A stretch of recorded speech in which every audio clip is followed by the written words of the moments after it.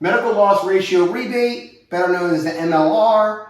If you're an employer that has fully insured medical coverage, you may be getting a check at the end of September. What do you do with it and what is it? We'll tell you. Okay, so what is MLR? It's not pertinent that you understand all the details of what the MLR, medical loss ratio rebate is. You can check our blog if you want it to get the details. However, essentially, it's a law that came out of the Affordable Care Act that allows you to retain some money back if the insurer made a little too much on profit on you this year. So, what's going to happen when this happens? Well, two things are going to happen. One is you're going to get a check, and you're going to get notified by the employer that says, hey, this is the amount that you're going to be getting back. The other main thing that's going to happen is your employees are going to get a notification. And basically, they're going to say to some degree that you might be getting some money back, right? So we recommend that you jump on it right away. Okay, so you're going to get one check per plan option. If you like a lot of our mid-market employers, you have multiple plan options, right? A high, a mid, a low, 2 or 3. So the check you get will be based on that specific plan and has to be allocated toward those members of that plan. Now, how we get into how we allocate it.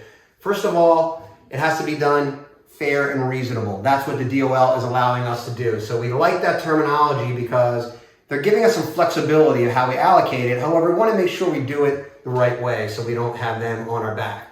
So what does that mean? Well, it depends on what you paid for when it turns to medical insurance. So if you paid 100% of the medical insurance for each plan, if you're one of the few employers that's out there still doing that, and there's a couple of you out there, then you keep the check. That's nice and easy.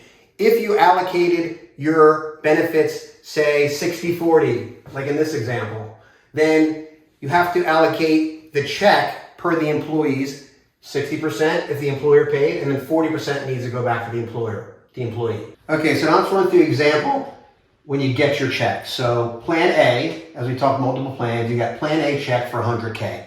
The one thing to know before you distribute it is that it has to be distributed within 3 months. That's part of the rule in the law. So make sure you do it within 3 months. However, here we go back to the scenario of, okay, we have a 60-40, right? So employer paid 60, employee paid 40% per our example here. So now we get that 100K, employer's going to keep the 60K, and then the 40K needs to be allocated to those employees in that plan A.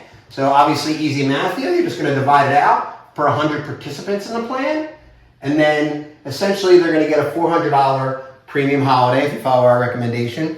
How you distribute that is up to you. We recommend maybe like a one-time shot. Let them know via email that, hey, you're going to have a reduction in your contribution amount. It's going to be $400. If that's too much, you might want to do it over 2 times, but however you do it, as long as you follow it, that way it should work, and make sure you document it. If the DOL ever does audit you, you just want to have it documented, that's all, so that you can show them exactly what you did.